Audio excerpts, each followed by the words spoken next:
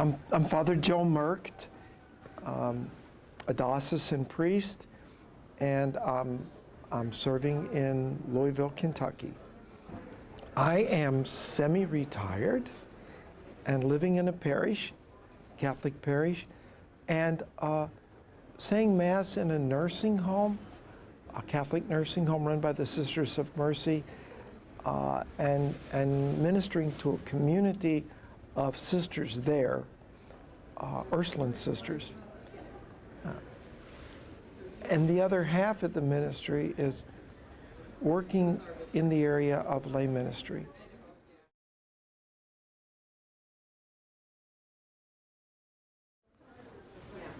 When I was ordained, I had the privilege actually of being in Rome during the last 3 sessions of the Second Vatican Council, and was able to work in the bishop's office, press office, as a volunteer in the afternoons. That got me very, very excited about all of the changes in the church, but particularly about the role of laity in the church. When I came back to the diocese, I was asked to serve in a Catholic high school and to begin studies in education and ultimately in theology. And then the bishop asked me to do something that caught me off guard. I thought I was going to be teaching in the diocesan college, and he asked me instead to become the coordinator of theology and religion in the Catholic school system of the archdiocese. That was the time when the sisters' communities were beginning to withdraw from teaching. When I came to the office, probably 90% of the teachers in Catholic schools and most of the all of the principals were women religious. They were nuns. 15 years later, when I left, I think we only had 2 principals who were nuns, and about 75% of the faculty were lay. And my heart was just touched in the beginning by these lay women mostly, and a few lay men, who risked to walk into this foreign environment and with minimum salary, sometimes almost as volunteers, to serve the school and their parishes, to try to keep the Catholic schools going, and who then took on themselves the expense of getting their own degrees, in bachelor's degrees in education in some instances, master's degrees in other instances. It was just a very, very impressive time. And to see how the sisters who were principals nurtured these lay women and men along was just remarkable. And I know the great fear was, would parents pull their children out of Catholic schools if the nuns weren't teaching? And the faith that came forth from these women so touched the parents. There wasn't a question. We never lost hardly a family because the nuns weren't teaching. In fact, in some ways, we almost picked up some additional families because the witness of other laity to their faith was so challenging to the parents. And then, I'm just going to go on, I was asked to set up an undergraduate and graduate program. I had my doctorate degree in theology by that time at a Catholic college. And of course, part of my work was recruiting lay people for ministry and working with them. And so often, a potential lay student would sit down in my office and say, I don't know why I'm here.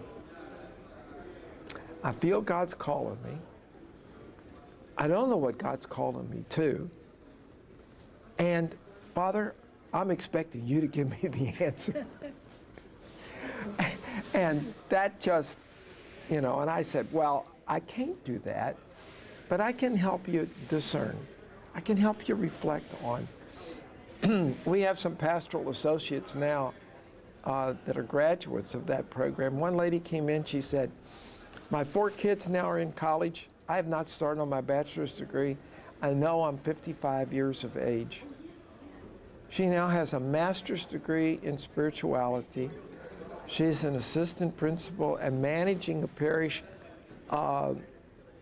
in collaboration with her pastor, but he has her doing total parish management, all personnel issues and everything. And she just started with nothing at that age and worked like crazy to catch up and to keep up and to give a good example to her children who better make the most of their college.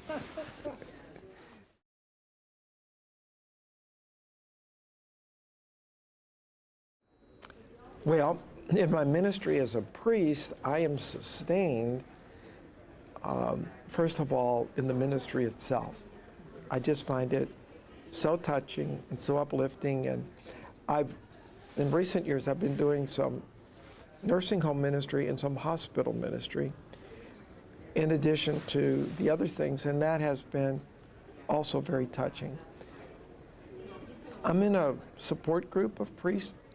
The group has been meeting now for almost 30 years. There's some new people in it. Some of the older priests have passed away. But I find that support system is very important. And then, when I was working on my doctorate degree in theology in Washington, D.C., my spiritual director, who was a priest, a Franciscan priest, said, he said, I can't be a good spiritual director to you unless you're willing to let lay people also be your spiritual director. And I said, what? And he said, yes. So I'm asking you to become a chaplain of a married couple support group.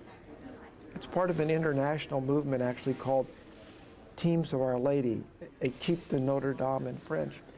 And I met with that group, and it was amazing how I was just there. And they shared their faith, and my job was to be a facilitator and a support person. We have a group that got started in Louisville, and it's pushing almost 35 years. It's almost as old as the priest support group I'm in. And we've gone from babies being born and being nursed to burying each other's parents, helping go through high school. Now we're into the grandchildren phase, and also some of the illnesses that come with older age.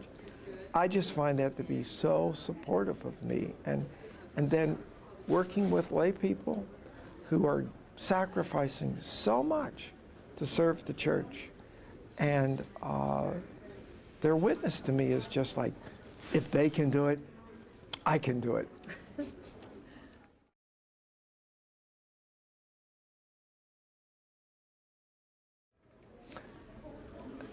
For those who are looking at the call, no, you're probably confused. You probably feel unsure. And you probably run into some people who say you're crazy. But if you listen to the call of the Spirit deep down inside, the level of satisfaction and joy and inner peace that you will find will be so unbelievable. And if you keep your family life in balanced, the richness that can bring to the family will be phenomenal. And it's worth the struggle, it's worth the concerns, and the rewards will be great.